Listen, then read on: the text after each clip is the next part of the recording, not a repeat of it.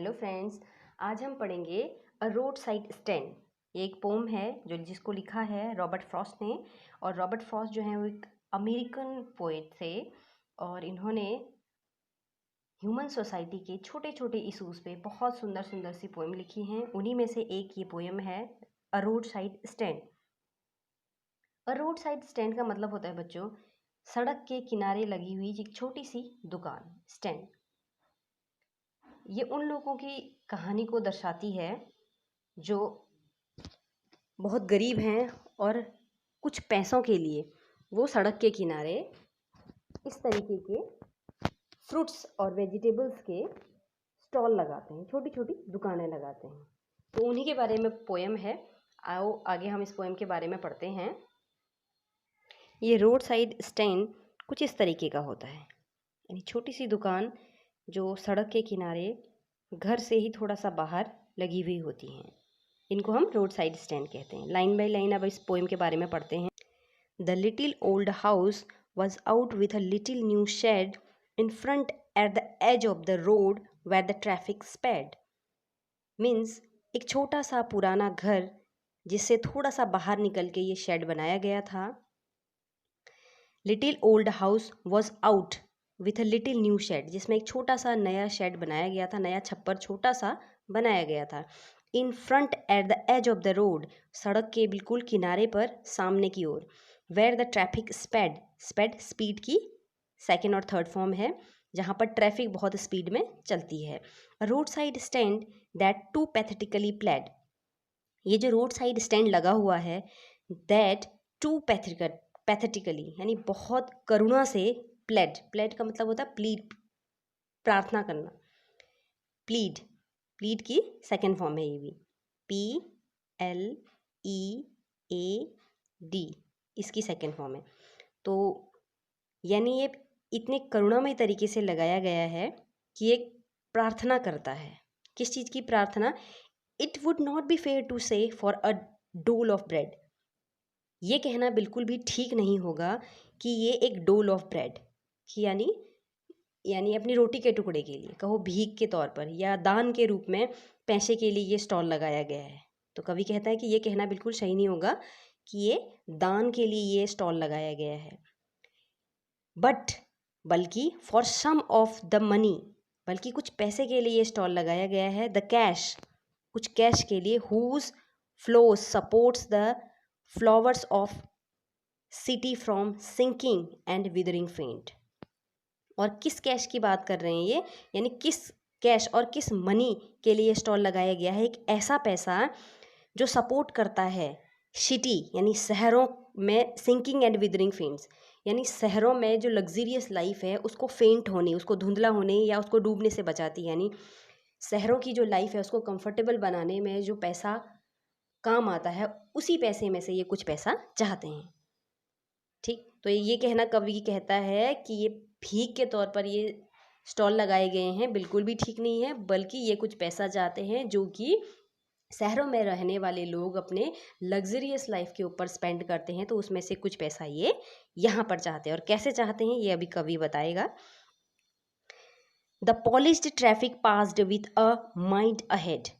Polished traffic, यहाँ पर polished traffic एक लिटरेरी डिवाइस का यूज़ किया गया है कि यहाँ पर कवि नई और न्यू कार या नई गाड़ियों के लिए इशारा करते हुए पॉलिश्ड ट्रैफिक वर्ड यूज़ कर रहा है।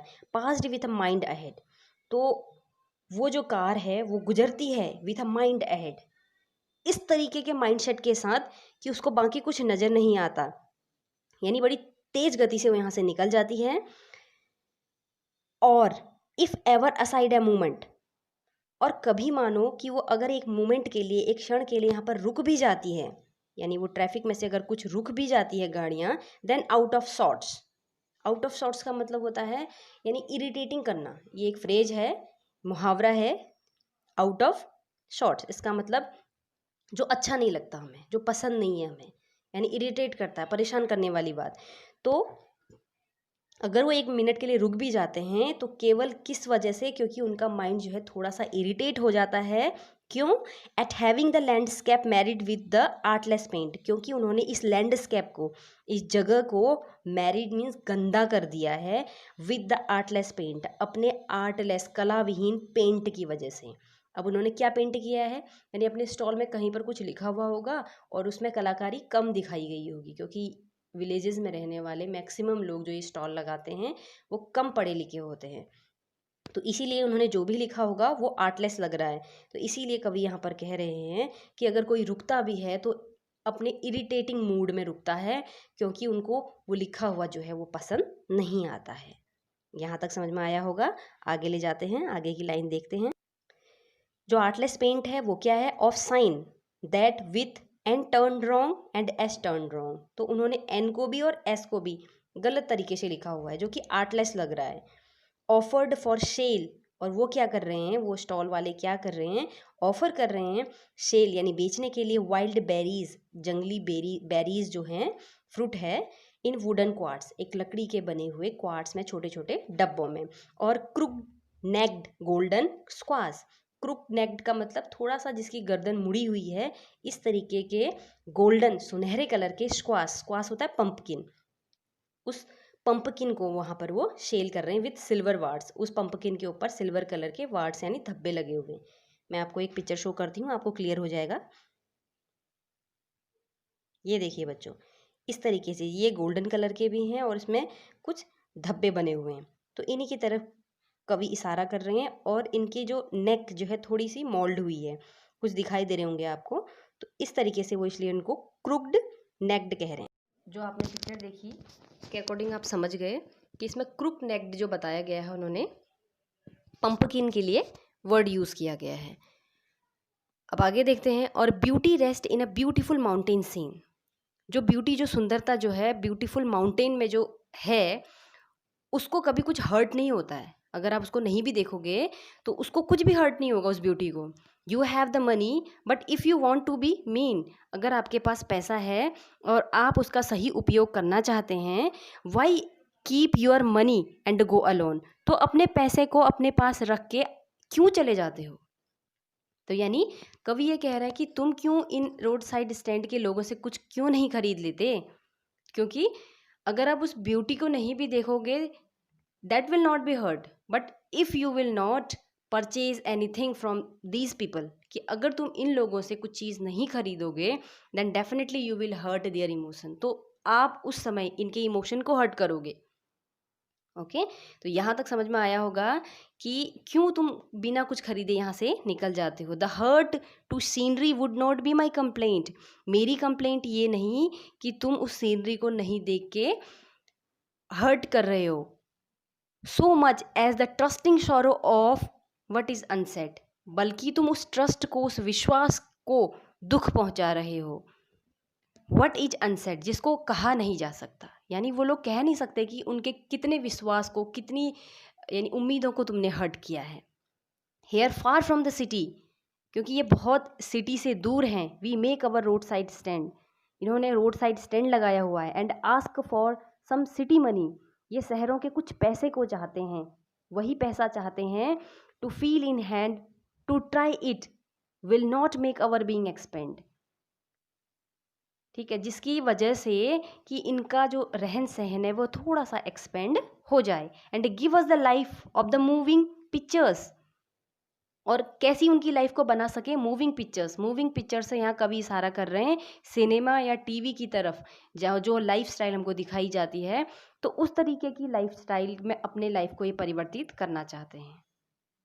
ठीक है, अब ये चीज़ें इनके माइंड में आती कैसे हैं, क्योंकि जो पॉलिटिशियन होते हैं, जो राजनीतिज्ञ होते हैं, जो राजनीति में होते हैं, वो लोग इनसे वादे करते हैं कि इनकी लाइफ को वो इस तरीके से टर्न कर देंगे, और ये उन पे बिलीव करते हैं और फिर हर्ट होते हैं।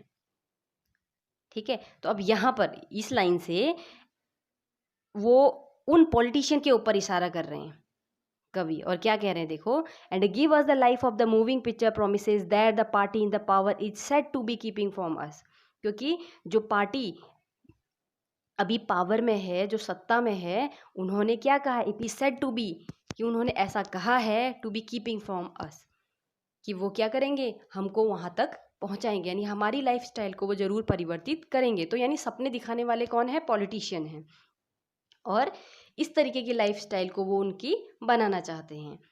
और ये क्या है? केवल एक इनके लिए धोखे के समान है। It is in the news that all this pitiful किन। अब देखो कवि एक दूसरी बात को यहाँ पर ला रहे हैं कि एक दिन ऐसा न्यूज़ में आया, समाचारों में आया, टीवी पे ऐसा आया, it is in the news that all this pitiful, pitiful means, pity means दया, कि जो पिटीफुल किन है, ये लोग जो हैं दया पूर्ण, यानी जिन पर दया करनी चाहिए, ऐसे करुणामय जो ये लोग हैं, are to be bought out. Brought out means लाए जाएंगे, ये सारे लोग लाए जाएंगे, एंड मर्सीफुली, और पूरी करुणा के साथ, गैदर्ड इन, और इकट्ठे किए जाएंगे, to village in village, to live in villages, कि जो कि कहाँ रहते हैं, इन गांवों में रहते हैं, उनको इकट्ठा किया जाएगा।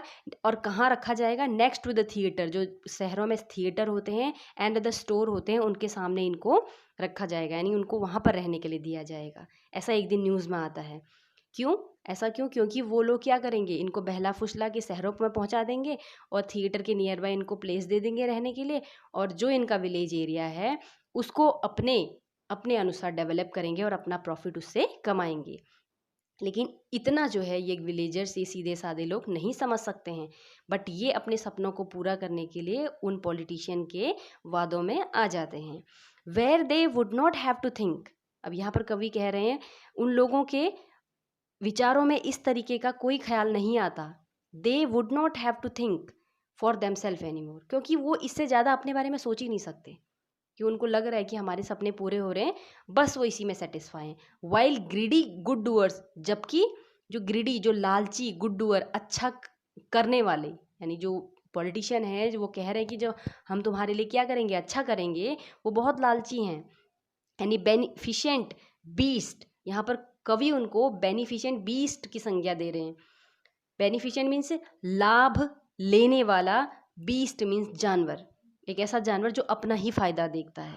ऑफ प्रे, और कहाँ? शिकार के ऊपर, शिकार के ऊपर वो केवल अपना फायदा देखता है। इन लोगों से यहाँ पर कंपेयर कर रहे हैं कवि। स्वयं ओवर देयर लाइफ्स, वो इनकी लाइफ के ऊपर मंडरा रहे हैं, एंड फोर्सिंग बेनिफिट्स, केवल इसलिए कि वो अपना फ़ायदा, अपना बेनिफिट्स इनसे निकाल सकें। That are calculated to suit them out of their wits, क्योंकि वो लोग जो ग्रीडी लोग हैं वो तो अपना कैलकुलेशन कर सकते हैं, बट ये लोग जो गांव के सीधे साधे लोग हैं, ये अपना लॉस नहीं देख पा रहे हैं। इसीलिए यहाँ पर कवि कह रहे हैं that are calculated to suit them out of their wit, क्योंकि अपनी विट, अपनी बुद्धि से बाहर ये लोग नहीं सोच सकते हैं। And by teaching them how to sleep they sleep all day, और इनको फिर ये लोग क्या सिखाते हैं कि किस तरीके से ऑल डे, पूरा दिन सोया जाता है। क्योंकि इनकी लाइफ में पहले से क्या था, ये पूरा दिन काम करते थे, हार्ड वर्क करते थे, और रात को बड़ी अच्छी नींद सोते थे। बट अब क्योंकि ये कहाँ, उन मॉल और उन स्टोर और थिएटर्स के आगे रहने लगे हैं, तो रात को सोना तो पॉसिबल नहीं है, क्योंकि थिएटर्स जो हैं रात को काम करते हैं, तो इन्हें कब सोना पड़ेगा? दिन में सोना पड़ेगा। तो इस तरीके से उन पॉलिटिशियन ने इनकी लाइफ को चेंज करके इनको ये भी सिखा दिया है कि पूरे दिन कैसे सोया जाता है। डिस्ट्रॉय देयर स्लीपिंग, उन्होंने इनकी